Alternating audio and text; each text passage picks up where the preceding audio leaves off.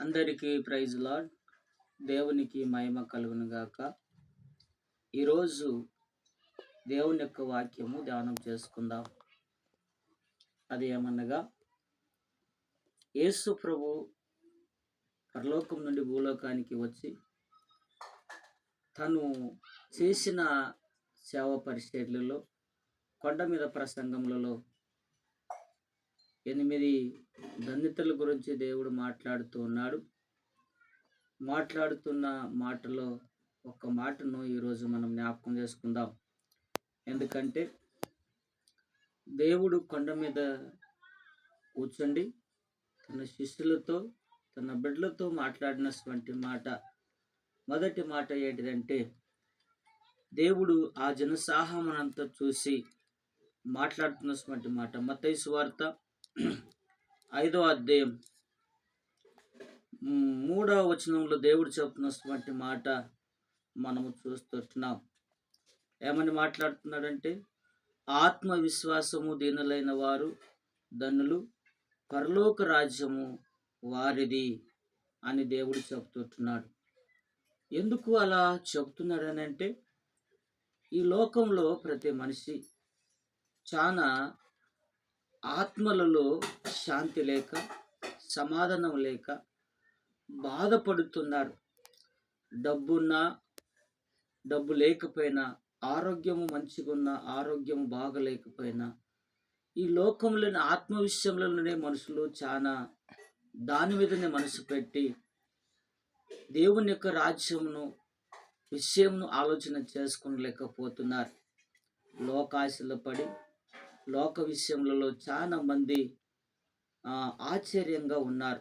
అందుకొరకు దేవుడు ఈ 2-3 వచనంలో దేవుడు చెప్తున్నటువంటి మాట ఏమంటున్నాడంటే, అప్పుడు ఆయన నోరు తెరిచి ఇలాగూ బోధించసాగెను, ఆత్మవిశ్వాసము దీనులైన వారు ధన్యులు, పరలోక రాజ్యము వారిది అని అంటున్నాడు. పరలోక రాజ్యము వారిది. ఆయన ఎంతగానో నోరు తెరిచి తన బిడ్డలు పరలోక రాజ్యం విషయంలో, ఈ లోకం విషయంలో తన ఆసక్తి కలిగి చెబుతూ ఉంటున్నాడు. ఏమని చెప్తున్నాడంటే, ఈ లోకంలో ఆత్మశాంతికి సమాధానం ఉండాలి. అది పొందుకొని ఈ లోకంను వదిలేసిన తర్వాత పరలోక రాజ్యంలో అది పొందుకున్నాలని దేవుడు చెబుతున్నాడు. అదే రీతిగా మనము చూస్తున్నప్పుడు పాత నిబంధనలో ఒక రాజు విషయంలో మనము చూస్తున్నాం. చూడండి, దేవుడు చెప్తున్నటువంటి మాట, దానియేలు గ్రంథం దేవుడు చెప్తున్నటువంటి మాటను మనం చూస్తున్నప్పుడు 5వ అధ్యాయం 21-22 వచనంలో దేవుడు చెప్తున్నటువంటి మాట మనం చూస్తున్నాం. చూడండి, అక్కడ దేవుడు మాట్లాడుతున్నటువంటి మాట, అప్పుడు అతడు మానవుల యొద్ద నుండి తరుమపడి పశువుల వంటి మనసు గలవాడుగా ఆయన మహోన్నతుడగు దేవుడు మానవుల రాజ్యములలో ఏలుచు వారిని స్థాపించగోరును, వారిని స్థాపించును అని అతడును తెలుసుకున్న వరకును అతడు అడవి గాడుల మధ్య నివసించుచు పశువుల వలె గడ్డి మేయుచు ఆకాశ మంచు చేత తడిచిన. దేవుడు చెప్తున్నటువంటి మాటలలో నెబుకద్నెజరు కాలంలో జరిగినటువంటి మాట మనము చూస్తున్నాం. ఆ కాలంలో యెరూషలేము మందిరములో వాళ్ళు యెరూషలేము అంతా కూడా పరిపాలన చేస్తూ ఉన్నప్పుడు దేవుడు చెప్తున్నటువంటి మాటలు మనం ఆలోచన చేసుకుంటే, ఆయన అనేకమైన విషయాలు ఏది మీద ఆశ కలిగి ఉండే, ఆ మనసు కలిగి ఉండే అంటే ఆత్మశాంతి సమాధానం కలిగి ఉండే. అప్పుడు ఆత్మశాంతి సమాధానం కొరకు మనం చూసినట్లయితే ఈ నెబుకద్నెజరు ఏం చేశాడంటే, చూసినప్పుడు దేవుని మందిరముల నుండి అనేకమైన ఆ యొక్క మనము చూస్తున్నప్పుడు ఆ మందిరంలో ఉన్న వస్తువులన్నీ కూడా తీసుకొచ్చి ఆ పాత్రలలో ద్రాక్షరసం పోసుకుంటూ ఆత్మశాంతి సమాధానం కొరకు ఆయన ప్రయత్నం చేస్తూ ఉన్నాడు. ఆయన ప్రయత్నం చేస్తూ ఉన్నప్పుడు అప్పుడు అన్నాడు దేవుడు, వెంటనే నీ రాజ్యమును సంతోషముగా ఆనందంగా ఉన్నది అనుకుంటున్నావు, కానీ నీ రాజ్యము చాలా భయంకరమైన స్థితిగా దేవుడు మారుస్తున్నాడని చెప్పి అక్కడ చూస్తున్నప్పుడు నెబుకద్నెజరుకు కనిపిస్తున్నటువంటి మాట మనం చూస్తున్నాం. అందుకొరకు అంటున్నాడు ఇక్కడ దానియేలు గ్రంథం 5వ అధ్యాయం 21-22 వచనంలో దేవుడు చెప్తున్నటువంటి మాట మనం చూస్తుంటున్నాం. ఏమంటున్నాడు చూసినట్లయితే, అప్పుడు అతడు మానవుల యుద్ధ నుండి తరమబడి పశువుల వంటి మనసు గలవాడాయను. మహోన్నతుడగు దేవుడు మానవుల రాజ్యములలో ఏలుచు ఎవరిని స్థాపించగోరునో వారిని స్థాపించునని అతడు తెలుసుకున్న వరకు అతడు అడవి గాడిదల మధ్య నివసించుచు పశువుల వలె గడ్డి మేయుచు ఆకాశమంచు చేత తడిచి శరీరము గలవాడాయను. ఇక్కడ దేవుడు చెబుతున్నటువంటి మాట, ఈ లోకంలో మానవుడు ఆత్మ విషయములలో దీనత్వం కలిగి ఉండాలని దేవుడు చెబుతున్నాడు. గర్గని ఆ కాలంలో నెబుకద్నెజరు కాలంలో ఆత్మ విషయములలో దీనత్వం కలిగిన లేకపోయిన బిడ్డలుగా ఉన్నారు. ఎందుకనగా ఆత్మకు శాంతి సమాధానం కొరకు మానవుడు ఏ పనైనా కూడా చేయడానికి ప్రయత్నం చేస్తూ ఉన్నాడు. ఎందుకంటే ఆత్మశాంతి కొరకు, ఆత్మ ఆనందం సంతోషం కొరకే మానవులు ఆ పనిని చేస్తూ ఉన్నారు. కాబట్టి ఇక్కడ కూడా ఆ రాజు అది చేసి ఉన్నాడు. వెంటనే దేవుడు ఆయన రాజ్యమును ఏం చేశాడు తెలుసా, విడిపించి అదే రాజుకు ఎక్కడికి తీసుకొచ్చాడంటే ఆ బుద్ధి, ఆ మనసు కలుగజేసే వరకు ఆ మనిషిని తీసుకుని పోయి పశువుల వలె గాడిదల మధ్యకును నడిపిస్తూ ఉన్నాడు. శరీరమును ఆ యొక్క వానకు తడిచి పశువుల వంటి మనసు గలవాడైనాడు. పశువుల వంటి మనిషి గలవాడుగా తన బుద్ధి తెలుసుకునడానికి, తన ఆత్మ ఈ రీతిగా చేసిందో తెలుసుకునడానికి అడవి గాడిదల మధ్య ఆయన గడ్డి మేస్తూ ఆయన ఆకాశపు ఆ యొక్క ఆకాశపు దేవుడు చెప్తున్నటువంటి మాటలు మనం చూస్తున్నప్పుడు ఆకాశము మనసును తరుచుకుంటూ ఆ మధ్యలో నివసిస్తూ ఉన్నాడు.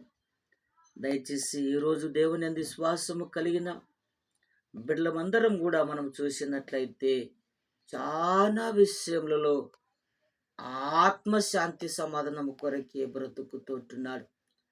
ఒక సేవకులైనా, ఒక విశ్వాసులైనా, ఒక కుటుంబమైనా చాలా దేవునికి దూరంగా బ్రతుకుతున్నాం.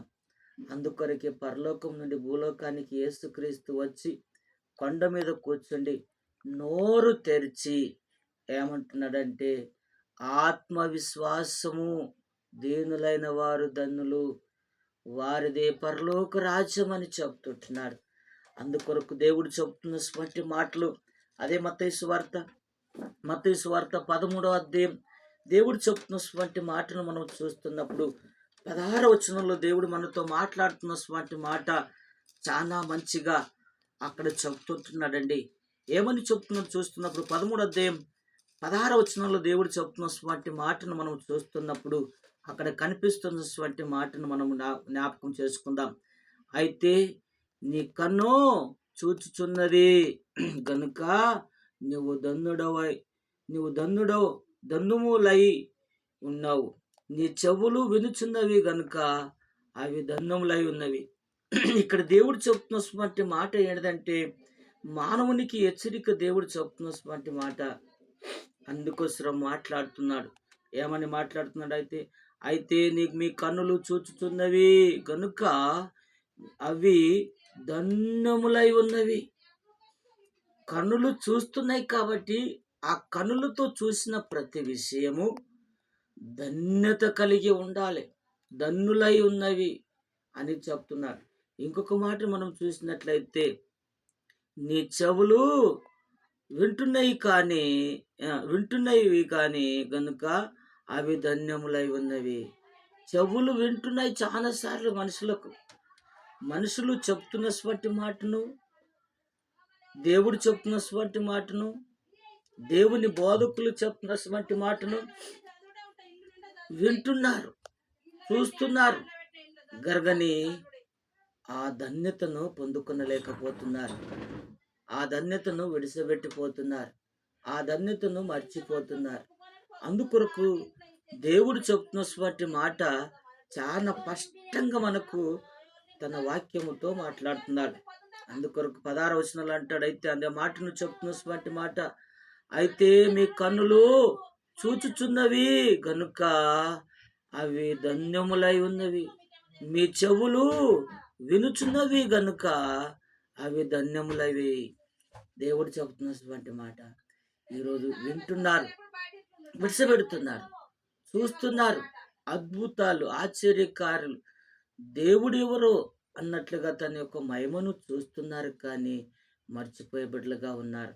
అందుకొరకు మర్చిపోయే బిడ్డలుగా ఉండకుండా దేవుడు చెప్తున్నటువంటి మాట ఏంటంటే చాలా స్పష్టంగా దేవుడు మాట్లాడుతున్నటువంటి మాట.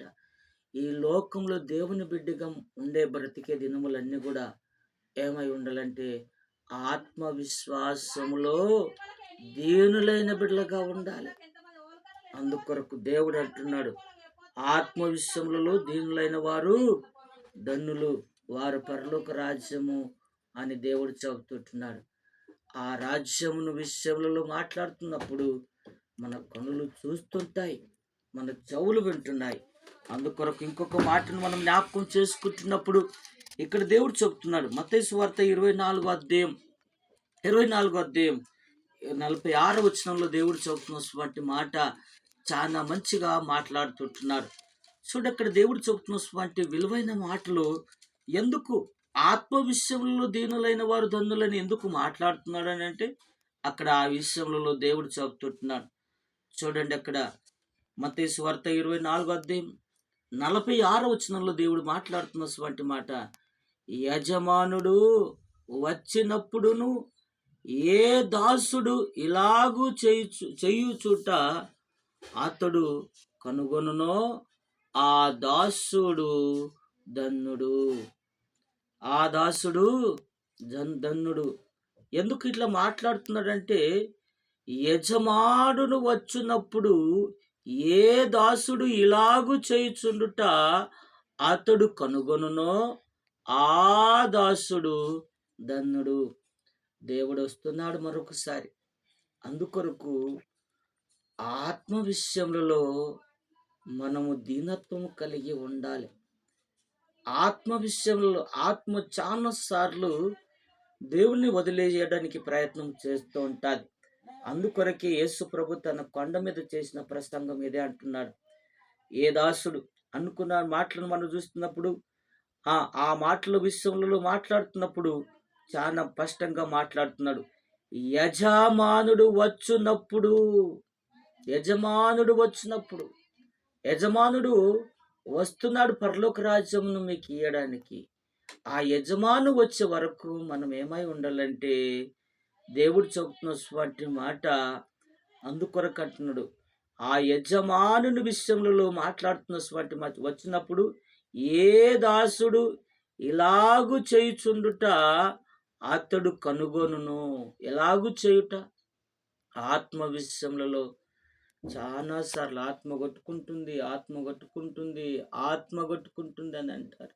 నీ ఆత్మకు శాంతి సమాధానము కలుగజేయడానికి పరలోకం నుండి భూలోకానికి వచ్చి తన కొండ మీద ఆ ప్రసంగం చేస్తూ వచ్చేసాడు. ఆ మాటను అది కనుగొన్న వానికి దేవుడు చెప్తున్నటువంటి మాట, అప్పుడు ఏ దాసుడు ఎలాగూ చేయుచుండునో అతడు కనుగొనును, ఆ దాసుడు ధన్యుడు. ఆ ధన్యుడు అంటే చాలా విషయంలో దేవుడు మాట్లాడుతున్నటువంటి మాట ఏంటంటే ఆశీర్వాదానికి పోల్చి ఉన్నాడు. ధన్యులనే మాటను మాట్లాడుతుంటున్నాడు.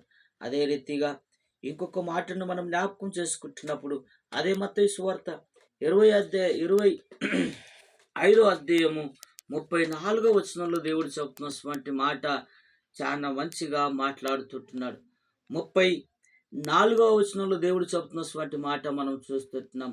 అప్పుడు రాజు తన కుడి వైపున ఉన్న వారిని చూసి, నా తండ్రి చేత ఆశీర్వదించబడిన వారులారా రండి, లోకము పుట్టినది మొదలుకొని మీ కొరకు సిద్ధపరచబడిన రాజ్యము సంతోషించుకొనుండి. దేవుడు చెప్తున్నటువంటి మాట అండి. దేవుడు వస్తున్నాడు. దేవుడు వస్తున్నప్పుడు ఆత్మ విషయములలో జాగ్రత్తగా కలిగి ఉండాలి. అదే రీతిగా నెబుకద్నెజరు మనం చూస్తున్నప్పుడు ఆత్మ విషయములలో ఆయన నమ్మకం కలిగి లేకపోయినాడు, విశ్వాసం కలిగి లేకపోయినాడు. ఆత్మ ఆత్మ ఆత్మశాంతి కొరకు, ఆత్మ ఆనందం సంతోషం కొరకు రాజులను ప్రధానులను పిలిపించి దేవుని మందిరంలో ఉన్న ప్రణికలన్నీ కూడా తీసుకొచ్చి ఆయన ఏం చేశాడంటే చాలా ఘోరంగా కనిపించినది అది దేవుని దృష్టికి. అందుకొరకే ఆయనకి ఏం చేశాడు దేవుడు అంటే, మానవుల మనసును తీసేసి, రాజుల యొక్క రాజరికం తీసేసి ఆ మనిషే ఆ మనిషే పశువుల లాంటి మనుషులుగా మార్చేసినాడు. ఎంతవరకు మార్చేశాడు? ఆయనకు బుద్ధి మళ్ళీ వచ్చే వరకు, మళ్ళీ ఆత్మ అనేది ఈ రీతిగా ఉంటుందని తెలుసుకునే వరకు అడవి గాడిదల మధ్య, పశువుల మధ్య, ఆకాశపు మనుషుల మధ్య, ఆకాశపు వర్షపు మధ్య తడుచుకుంటూ బ్రతికాడండి. దేవుని విశ్వాసము కలిగిన దేవుడు చెప్తున్నటువంటి మాట, ఆ కొండ మీద ప్రసంగంలో మొదటి మాట, ఆత్మవిశ్వాసము దీనులైన వారు ధన్యులు, పరలోక రాజ్యము వారిది. పరలోక రాజ్యం వారిది. ఆత్మ విషయములలో ఈ లోకంలో జీవిస్తున్నందులు కూడా కన్నులు చూస్తున్నాయి, అవి ధన్యములు. చెవులు వింటున్నాయి, అవి ధన్యములు. గరగని ఈరోజు విన్న చెవులు ఆశీర్వదించబడతలేవు, చూసిన కన్నులు ఆశీర్వదించబడతలేవు. చూసింది చెడును పొందుకుంటున్నారు, విన్నది చెడును మాట్లాడుతున్నారు. అన్ని కూడా తెలుసుకొని దేవునికి దూరంగా బ్రతుకుతున్నాడు. యజమానుడు వస్తున్నప్పుడు మనం ఏమై ఉండాలంటే ఆయనను కనుగొనే బిడ్డలుగా ఉండాలి. ఆయన ఆశీర్వాదము దీవెన ఈ లోకంలో పొందుకొని ఆత్మ విషయములలో దీనత్వం కలిగిన బిడ్డలుగా ఉండాలని దేవుడు చెబుతుంది.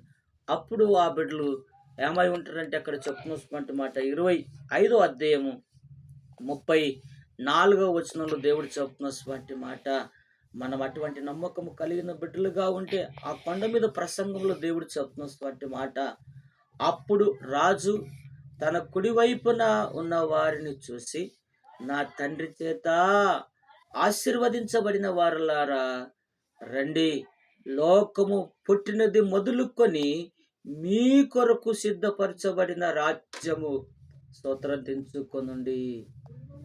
మనం ఈ లోకములో కొన్నిసార్లు మనం స్వతంత్రించుకోలేకపోతాం.